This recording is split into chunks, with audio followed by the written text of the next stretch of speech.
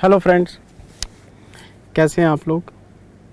हाँ जी बेटे, इस वीडियो में हम मॉक टेस्ट पेपर पे डिस्कशन करेंगे और ये मॉक टेस्ट पेपर इंस्टीट्यूट ने अक्टूबर 21 की सीरीज़ निकाली है। अभी जिन बच्चों के पेपर अभी दिसंबर में हैं, दिसंबर 21 में, उनके लिए MTP आया है। ये RTP मैंने शेयर कर दिया था, ये MTP है बच्चे।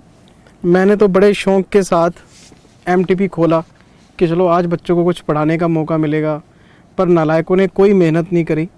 सारे क्वेश्चन कट कॉपी पेस्ट थमा दिया आपको, और सब क्वेश्चन क्लास में आपने किए हुए हैं। कोई 2-3 क्वेश्चन होंगे AS के जो मैं आपको समझा देता हूँ, किए वो भी हुए हैं टिट्टो। बस अकाउंटिंग स्टैंडर्ड है तो कोई कन्फ्यूज़न ना आ जाए, कोई कम्युनिकेशन गैप ना आ जाए, मैं बोल दूंगा उसके ऊपर कुछ ना कुछ। लेकिन ये सारा पेपर जो MTP है ये आपका ऑलरेडी क्लास में किया हुआ है, और जिस जिस क्वेश्चन को इन्होंने सेम रिपीट किया है मैं आपको क्लास बुक का क्वेश्चन नंबर बता दूंगा। तो अगर आप करना चाहें तो उस क्वेश्चन की रेफरेंस से कर सकते हैं, नहीं करना चाहें तो कोई नुकसान नहीं है आपका, मतलब कुछ नया नहीं है पढ़ने को। अगर आप इस MTP में जिस जिस क्वेश्चन पे मैं क्लास बुक का क्वेश्चन मार्क करूंगा, अगर आप उसे छोड़ भी देते हैं कोई नुकसान नहीं है, क्योंकि क्लास में किया हुआ है। अगर क्लास बुक आपने अच्छे से की हुई है तो ये MTP कवर्ड है आपकी। सर कुछ नया मेरे को मिला नहीं, और अगर नया होता तो मैं आपको इम्पोर्टेंट क्वेश्चन मार्क करके दे देता। अब ये MTP है तो पक्की बात है 6 क्वेश्चन होंगे, 6 में से 5 करने, 20-20 नंबर के 5 क्वेश्चन करने, और पहला क्वेश्चन कंपलसरी है। मतलब पहला क्वेश्चन तो कंपेरेबल ही नहीं है, और अगले जो 5 क्वेश्चन है उसमें से हमने 4 करने होते हैं। तो टोटल 100 मार्क्स का पेपर है। पैटर्न सारे बच्चों को पता है, क्लास में कई बार डिस्कस किया है कि पहला क्वेश्चन कंपलसरी आएगा, और आएगा भी AS में से आएगा, अकाउंटिंग स्टैंडर्ड में से आएगा। तो ये हमारा इन्होंने अक्टूबर 21 का MTP 1 बताया हमें। अगर ये MTP 1 बता रहे हैं, इसका मतलब MTP 2 भी आएगा। जब आएगा वो भी शेयर कर दूंगा। तो मुझे लगता नहीं कि इसमें टाइम लगेगा मेरे को, क्योंकि सारे क्वेश्चन मेरे करवाए हुए हैं, और आप देख लो मैंने सारे क्वेश्चन मार्क किए हुए हैं। एक एक क्वेश्चन मैंने मार्क करके रखा हुआ है, मेरे को कुछ नया नहीं मिला सर। और जितने क्वेश्चन हमने क्लास में किए हुए हैं उनको दोबारा करने का या दोबारा समझाने का तो कोई मतलब बनता ही नहीं ना बेटे, क्योंकि वो तो पहले ऑलरेडी बहुत प्यार से आराम से कराए हुए हैं। जिन बच्चों ने क्लासेस ली हुई हैं उनको पता है इस बात का कि सर क्या कह रहे हैं, है ना। मैं बात करना चाह रहा हूँ जी, सबसे पहले हमारा जो क्वेश्चन नंबर 1 है इसका A पार्ट। ये मैंने आपको फॉरेन ब्रांच में कराया था। अकाउंटिंग स्टैंडर्ड 11 फॉरेन करेंसी के ऊपर है, और AS 11 के हम 4 हिस्से बना देते हैं। हम पहले हिस्से में क्या पढ़ते हैं, इंपोर्ट एक्सपोर्ट के ट्रांजैक्शन। दूसरे हिस्से में क्या पढ़ते हैं हम, दूसरे हिस्से में पढ़ते हैं हम फॉरेन करेंसी लोन्स की accounting, short term, long term, या फिर फॉर एसेट्स। फिर हम तीसरे हिस्से में क्या पढ़ते हैं, हम तीसरे हिस्से में पढ़ते हैं फॉरवर्ड कॉन्ट्रैक्ट्स। और AS 11 के चौथे हिस्से में आते हैं फॉरेन ऑपरेशन में, वहाँ मैं आपको फॉरेन ब्रांच रेफ़र कर देता हूँ। और जब हम फॉरेन ब्रांच के चैप्टर में पहुँचते हैं जो कि ब्रांच अकाउंटिंग का 3rd यूनिट है, तो वहाँ पे मैंने आपको accounting for fixed assets acquired against foreign currency loan करवाया हुआ है। कि अगर कोई हम फिक्स्ड एसेट बाय करते हैं अगेंस्ट फॉरेन करेंसी लोन, मतलब हमने फॉरेन करेंसी लोन पे कुछ एसेट्स खरीदे हैं, तो हमने फॉरेन ब्रांच में कुछ क्वेश्चंस किए थे ऐसे, और वहाँ मैंने आपको काफ़ी सारी अकाउंटिंग बताई थी। मैंने आपको क्या बताया था, point number 1, foreign currency loans आपके लिए मॉनेटरी आइटम है, और मॉनेटरी आइटम होने की वजह से हर बैलेंस शीट डेट को आप उसकी रिपोर्टिंग क्लोजिंग रेट पे करोगे।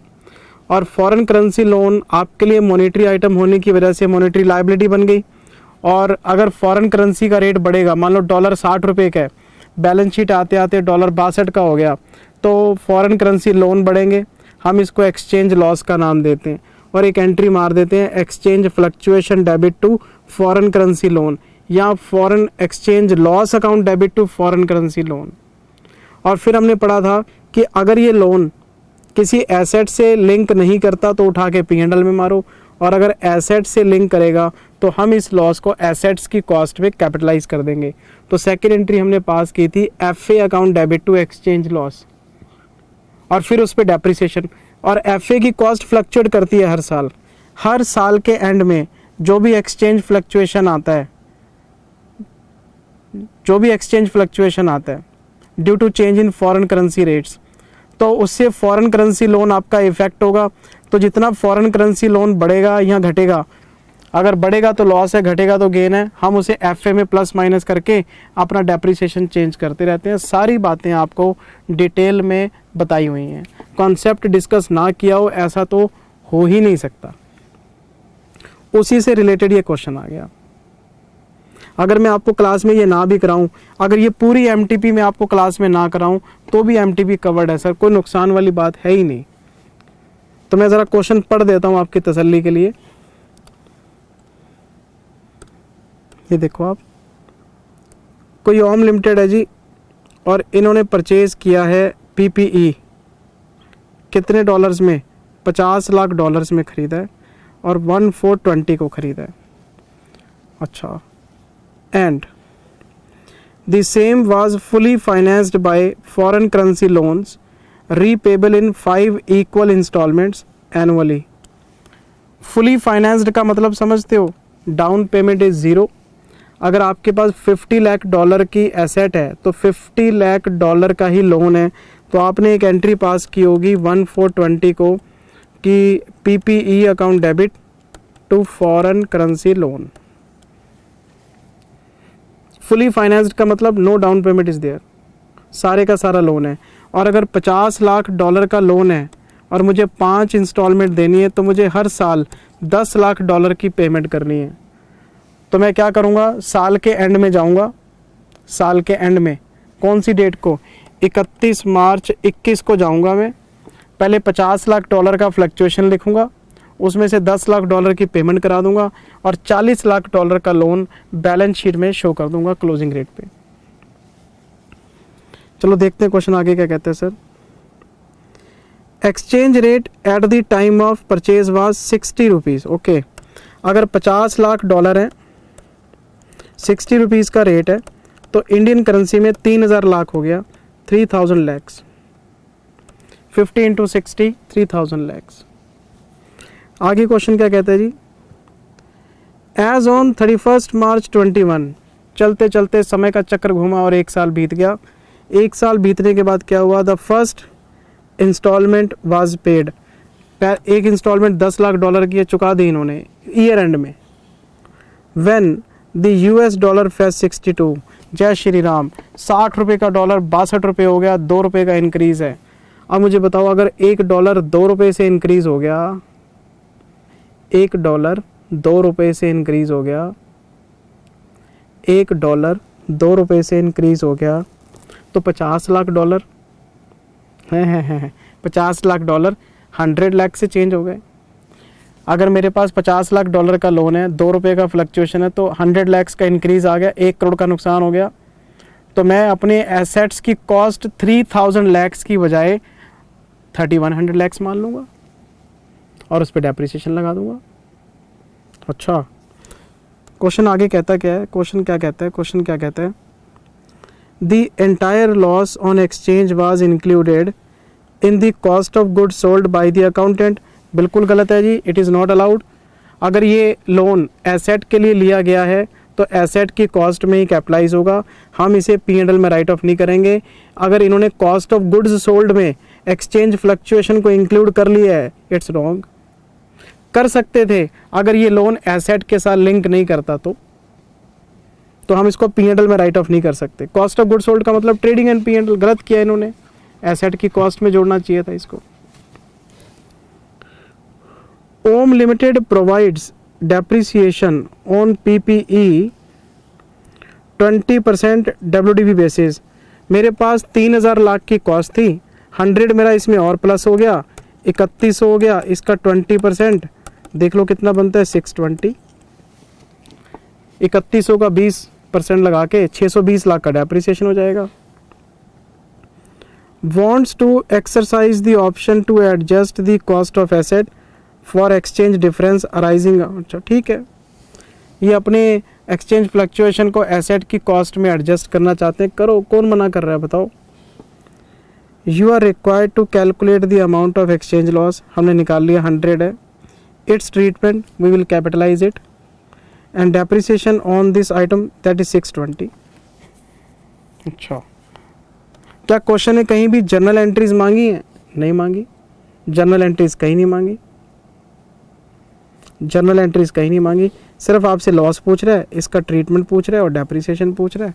लो 5 मिनट का काम है, हम सबसे पहले लिखेंगे, आपको नोट करने की ज़रूरत नहीं है, आप इसकी स्पीड बढ़ा के बस आंसर देख लो फटाफट से, लिखने वाला क्वेश्चन नहीं है ये। Calculation of exchange loss,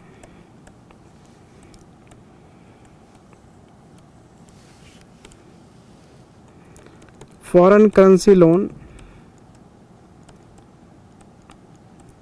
at balance sheet date,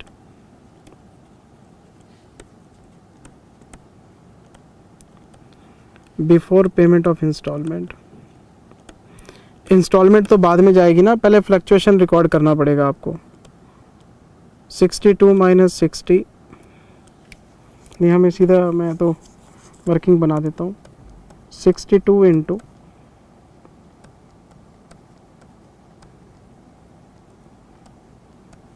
50 lakh dollars, तो ये आ जाएगा कितना, 62 into 50, 3100।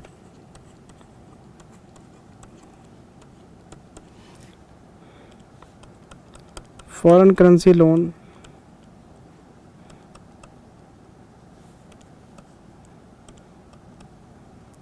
At the time of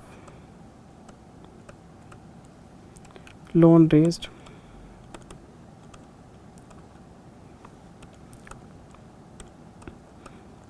$60 into 50 lakhs,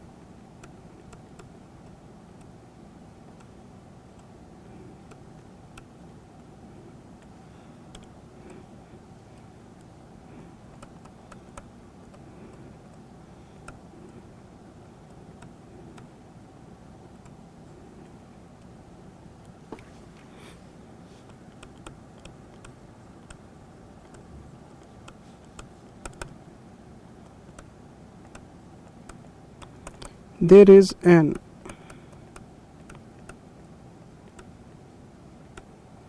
exchange loss of rupees 100 lakhs which will be added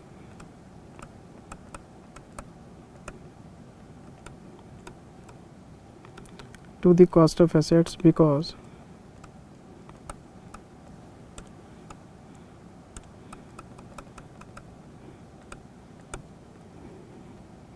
foreign currency loan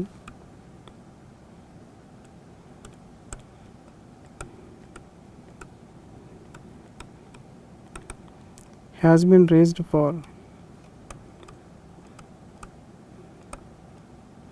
acquisition of assets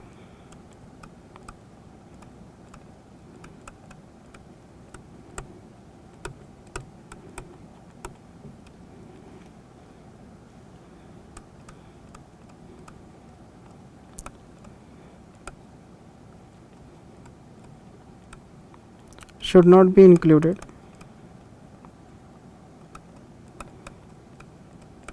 इसको हमें सी और G S में include नहीं करना चाहिए, प्रॉपर्टी की कॉस्ट में ऐड हो जाएगा ये। अब आपको चाहिए डेप्रिसिएशन, पहले बताओ जी ओरिजिनल कॉस्ट कितनी है, 3000 लैक्स,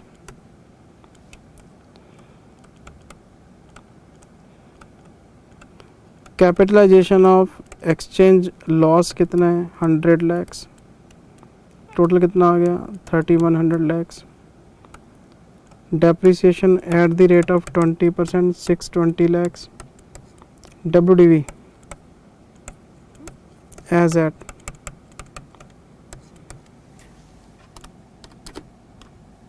$2480।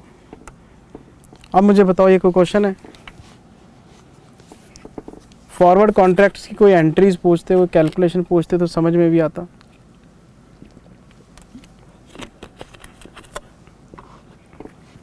बासठ माइनस 60 करके लोन से मल्टीप्लाई करना था और उसे कैपिटलाइज करके। ये कोई क्वेश्चन है बेटे बताओ?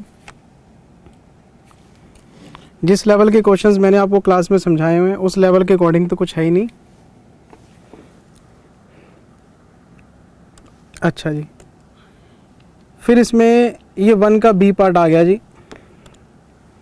ये तो चलो अकाउंटिंग स्टैंडर्ड 11 का क्वेश्चन था, ये अकाउंटिंग स्टैंडर्ड 2 का क्वेश्चन है और ये क्वेश्चन नंबर 34 है बेटे क्लास बुक का, आप देख लेना।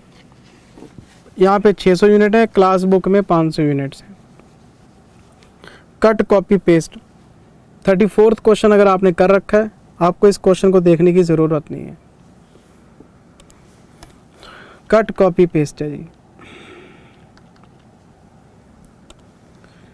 फिर हमारे पास है जी ये सी, ये अकाउंटिंग स्टैंडर्ड 16 का क्वेश्चन है और ये हमारी बुक का क्वेश्चन नंबर 3 है। यहाँ पे लोन है 620 का और हमारी बुक में है 650 का। डिट्टो क्वेश्चन है जी। अगर आपने थर्ड क्वेश्चन क्लास बुक से किया हुआ है इसको देखने की ज़रूरत नहीं है। ये आगे सर हम अकाउंटिंग स्टैंडर्ड 3 में कैश फ्लो स्टेटमेंट, ये मैं आपको चेक करा देता हूँ।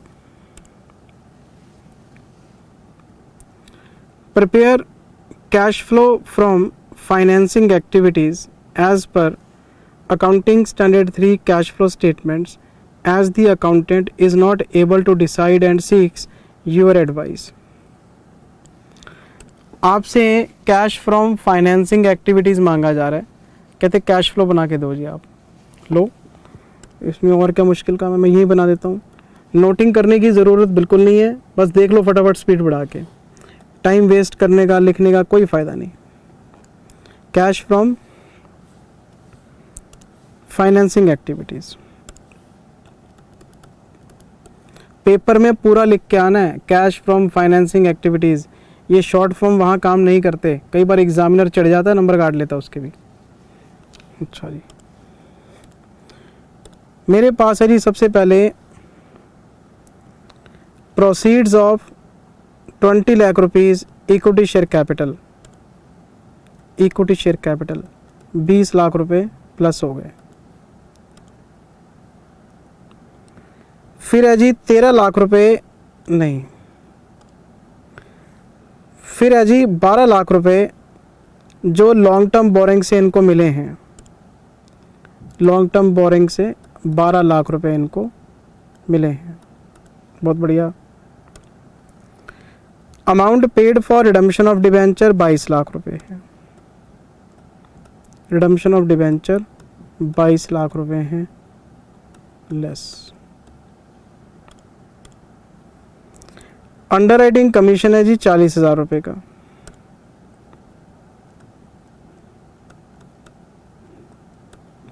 अंडरराइटिंग कमीशन किस चीज़ का है? इश्यू ऑफ शेयर्स का। और आपको क्लास में बताया था शेयर कैपिटल और लोन से रिलेटेड जितने भी ट्रांजैक्शन है वो सारे फाइनेंसिंग में आते हैं। फिक्स्ड एसेट्स और इन्वेस्टमेंट से रिलेटेड जो आइटम है वो इन्वेस्टिंग में आते हैं। बाकी सब जय श्री राम बोल के ऑपरेटिंग में डाल देते हैं। अच्छा जी, लास्ट में देखो एक इंटरेस्ट पे किया है जी इन्होंने 1,44,000 का पेड है, तो इंटरेस्ट पेड है 1,44,000 का। लो जी लेस, ये फाइनेंसिंग एक्टिविटी बन गया। जिंदल सर बाकी के आइटम क्यों नहीं चेक कराए? आप कर लो, मैंने कब मना किया? बाकी का आइटम चेक कर लेते हैं। 5 लाख रुपए मिले हैं सेल ऑफ पेटेंट से। सेल ऑफ पेटेंट का मतलब है sale of intangible. Sale of intangible का मतलब है सेल ऑफ एसेट, इन्वेस्टिंग में जाएगा। 13 लाख रुपए इन्होंने खर्च किए हैं परचेज ऑफ गुडविल पे। Goodwill is also an intangible asset, तो ये भी आपका इन्वेस्टिंग एक्टिविटीज में जाएगा, क्योंकि आपके फिक्स्ड एसेट्स और इन्वेस्टमेंट्स दोनों इसी में आते हैं। फिक्स्ड एसेट्स का मतलब आपके टेंजिबल इंटेंजिबल सब। अच्छा, फिर इन्हें 70,000 रुपये का इंटरेस्ट मिला है। इंटरेस्ट पे करते हैं तो फाइनेंसिंग, रिसीव करते हैं तो इन्वेस्टिंग, ये भी इन्वेस्टिंग में जाएगा। क्वेश्चन ने पूछा नहीं, हमने लिखा नहीं। 4 लाख रुपए इनको मिले हैं as redemption of short term deposit. Short term deposit ये तो करंट लायबिलिटी या करंट एसेट्स का पार्ट है, ऑपरेटिंग में जाएगा। शॉर्ट टर्म डिपॉजिट लोन में नहीं आते, इन्वेस्टमेंट्स में नहीं आते।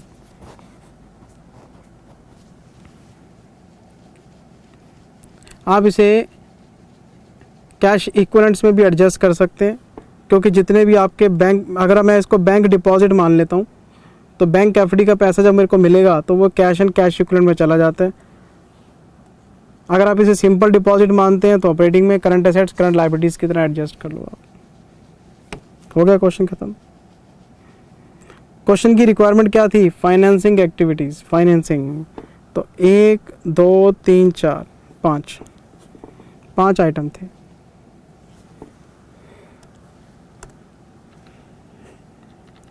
लो जी, क्वेश्चन नंबर 2A, ये हमारा कंपनी फाइनल अकाउंट्स का क्वेश्चन है और इसके लिए आप क्लास बुक का क्वेश्चन नंबर 14 रेफ़र कर सकते हैं। क्लास बुक का क्वेश्चन नंबर 14 रेफ़र कर सकते हैं। अगर 14 आपने कर लिया है, इसको देखने की ज़रूरत नहीं है आपको।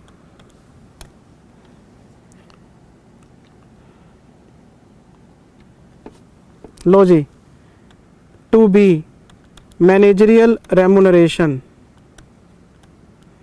क्लास का क्वेश्चन नंबर 1। अगर आप क्लास बुक खोलेंगे, पहला क्वेश्चन यही है, वही है ना जी? हाँ जी, यही है। क्लास बुक का पहला क्वेश्चन यही है। Question number 3A single entry system, class book का क्वेश्चन नंबर 8। और इस बार की आरटीपी में भी यही क्वेश्चन है। आरटीपी में भी यही डाल दिया, एमटीपी में भी वही क्वेश्चन डाल दिया। बताओ, आरटीपी एमटीपी दोनों में क्वेश्चन सेम है, वही क्वेश्चन नंबर 8 क्लास बुक का।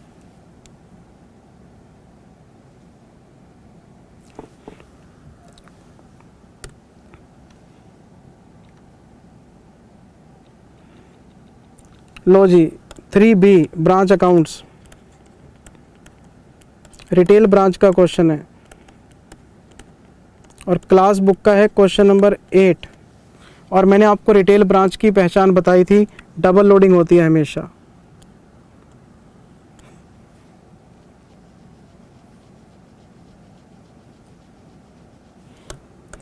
कॉस्ट इनवॉइस प्राइस कितना है? कॉस्ट अगर 100 है, प्रॉफिट 15 है, तो ये बन गया 115। ये है कॉस्ट प्लस 40। इसका मतलब ये हमारा बन गया होलसेल प्राइस। रिटेल प्राइस हमारा 140 है, क्योंकि दोनों कॉस्ट प्लस है, तो 25 रुपये का प्रॉफिट हमारा रिटेल प्रॉफिट होगा। क्वेश्चन नंबर 8 क्लास का आप देख सकते हैं, रिटेल ब्रांच का क्वेश्चन है, डबल लोडिंग दे रखी है।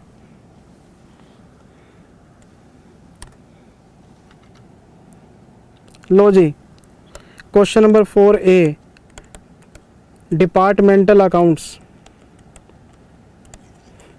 Question number 5। वो हमने एक क्वेश्चन ही पढ़ा था पार्टनरशिप वाला, DBR, जिसमें वो एक क्लोथ का काम करता है, एक ड्रेपर का काम करता है, एक स्टिचिंग का काम करता है, और उसमें नीचे एडिशनल इंफॉर्मेशन में 8 पॉइंट थे। Ditto question, cut copy paste. Profit का 75% पार्टनर को देना था, बाकी का 25% PSR में बांटना था, वही क्वेश्चन है। इसमें 60% हो गया। अगर आपने क्वेश्चन नंबर 5 किया हुआ है, इसको देखने की ज़रूरत नहीं, कट कॉपी पेस्ट है। क्लास बुक का 5वां क्वेश्चन।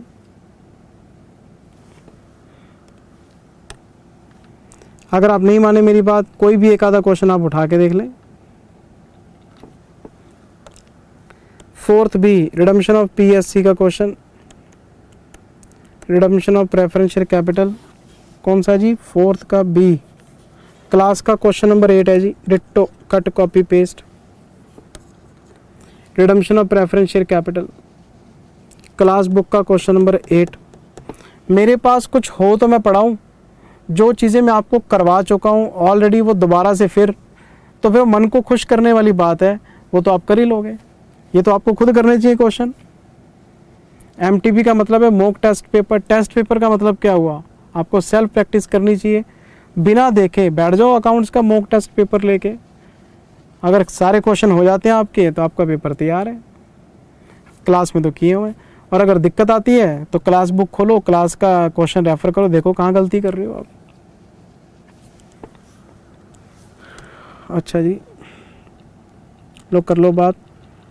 5A में आया तो इंश्योरेंस क्लेम मिल गया।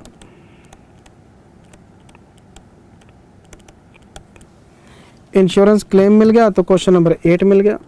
ये भी क्वेश्चन नंबर 8 है क्लास बुक का। ये वही अप्रूवल बेसिस वाला क्वेश्चन हमारा।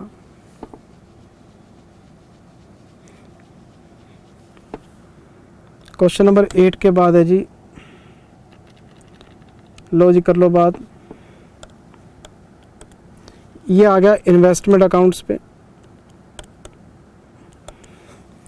ये हमारा है जी क्लास का क्वेश्चन नंबर 10। ये पता कौन सा क्वेश्चन है? जिसमें वो इक्विटी शेयर वाले इन्वेस्टमेंट थे। एक ओपनिंग बैलेंस था, एक जून में खरीदा था, फिर बोनस आ गया, फिर राइट आ गया, 4 तरह के शेयर हो गए। और हमने क्लास में जब डिविडेंड रिसीव किया था तो बार बार बोला था कि राइट इशू और बोनस इशू करंट ईयर में है, इस पर तो डिविडेंड बनता नहीं। ओपनिंग बैलेंस वाला डिविडेंड P&L में डाल दो और जून वाला जो खरीदा उसको प्री एक्विजिशन। वही मिस्टर सिंह वाला क्वेश्चन है।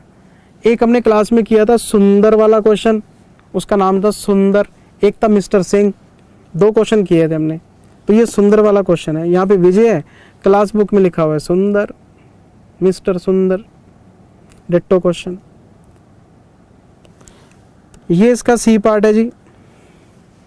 ये भी इन्वेस्टमेंट अकाउंट में से आया।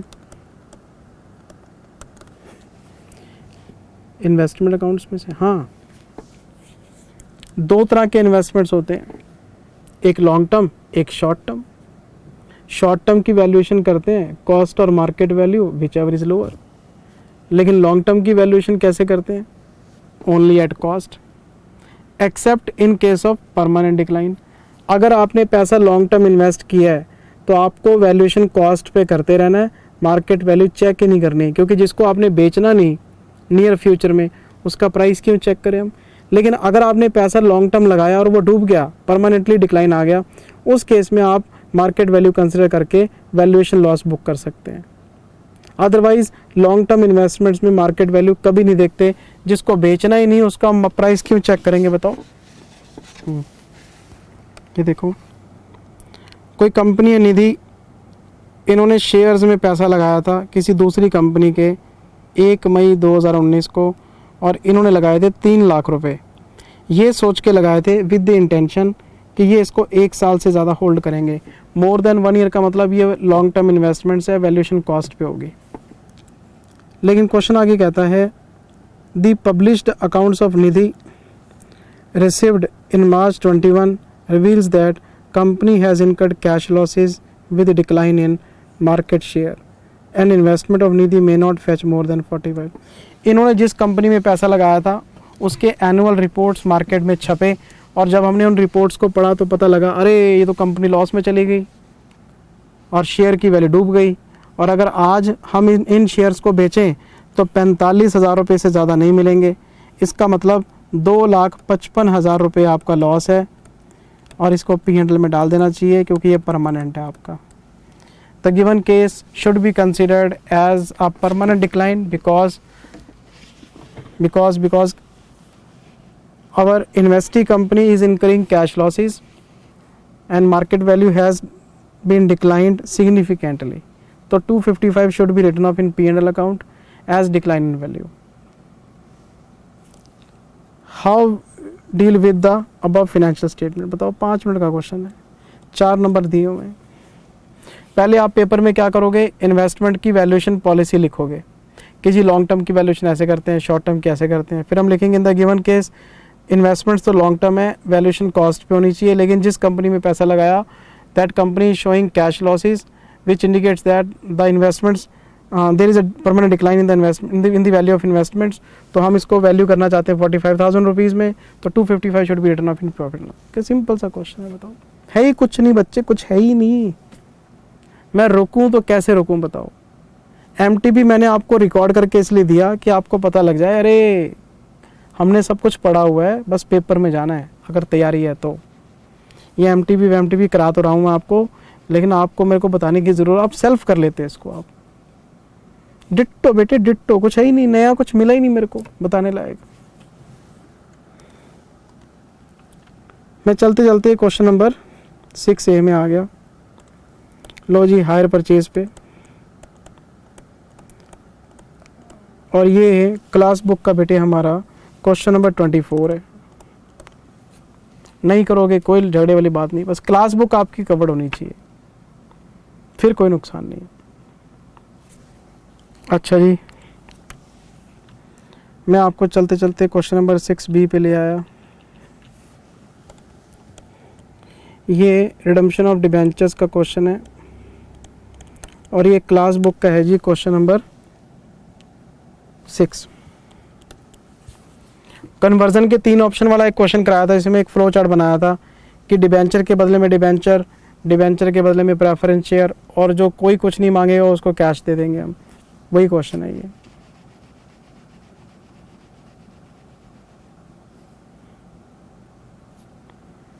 अच्छा, फिर हमारे पास इसके ऑप्शन में एक और क्वेश्चन भी है। ये तो बोनस शेयर का क्वेश्चन है, इसको तो देखते बच्चा वैसे ही खुश हो जाता है। ये क्लास बुक का क्वेश्चन नंबर 2 है। आप जितने मर्जी आरटीपी उठा लो, जितने मर्जी एमटीपी उठा लो, बोनस शेयर का यही क्वेश्चन आता है हमेशा। पता नहीं बोनस में इनके पास कोई और क्वेश्चन है ही नहीं, यही क्वेश्चन। एक फाइनल कॉल मंगानी होती है, फिर बोनस देना होता है।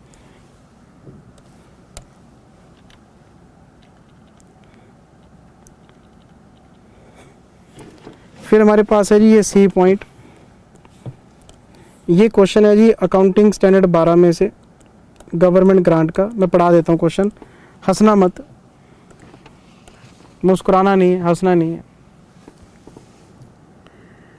कंपनी ने एक मशीन खरीदी है 1 अप्रैल 16 को 130 लाख रुपए की, और इसकी लाइफ है 4 साल। ठीक है, गवर्नमेंट ग्रांट हमें मिली है 40 लाख रुपए। तो अगर मैं नेट मेथड फॉलो करता हूँ, नेट मेथड का मतलब एसेट रिडक्शन मेथड, 2 होते हैं ना, एक एसेट रिडक्शन, एक अमोर्टाइजेशन। अगर मैं एसेट रिडक्शन यूज़ करता हूँ तो 130 लिखूँगा, माइनस करूँगा 40, तो मेरी नेट कॉस्ट आ जाएगी। उसमें से साल्वेज वैल्यू माइनस करूँगा, डेप्रिशिएबल अमाउंट आ जाएगी, 4 से डिवाइड करूँगा, डेप्रिसिएशन आ जाएगा।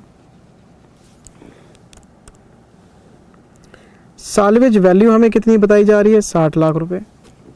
130 लाख रुपए मैंने खर्च किए, 40 लाख तो ग्रांट के ही आ गए, तो मेरी नेट कॉस्ट कितनी बची? 90। 90 में से 60 और आ जाएंगे साल्वेज वैल्यू के, तो डेप्रिशिएबल अमाउंट कितनी है? 30।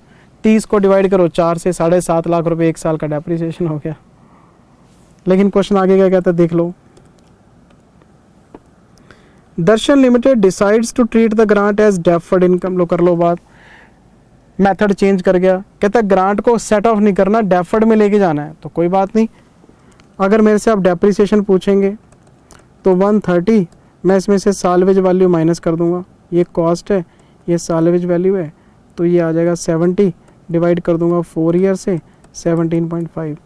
अच्छा, ग्रांट, तो ग्रांट मेरे पास है 40 लाख की, मैं डिवाइड कर दूंगा 4 ईयर से, तो 10 लाख रुपए ये अमोर्टाइज हो जाएंगे पर एनम। तो इधर से 17.5 लाख का डेप्रिसिएशन P&L के डेबिट साइड में जाएगा, इधर से ग्रांट 10 लाख की हम P&L में क्रेडिट कर देंगे, 7.5 लाख का वही डिफरेंस आ रहा है आपका। मैंने बोला था आपको क्लास में कि मेथड कोई भी हो, आंसर सेम आता है, वही तरीका है। You are required to calculate the amount of depreciation, ये राजी डेप्रिसिएशन, और एक आपको बताना है ग्रांट कितनी अमोर्टाइज करेंगे P&L में। लो जी 10 लाख, 17 में भी 10 लाख, 18 में भी 10 लाख, 19 में भी 10 लाख, 20 में भी 10 लाख। क्यों? क्योंकि SLM है ना डेप्रिसिएशन। SLM में अमाउंट कहाँ चेंज होते हैं? WDV में तो हर साल आपको बैलेंस चेंज करना पड़ता है, SLM में तो बराबर रहता है। क्वेश्चन कोई ये कोई क्वेश्चन है बताओ? उधर से एसेट को डेप्रिशिएट कर दो, इधर से ग्रांट को कर लो आप।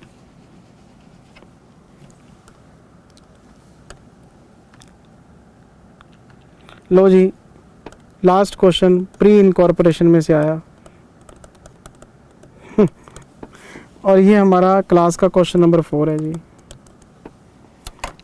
कट कॉपी पेस्ट डिट्टो नहीं करोगे कोई दिक्कत नहीं।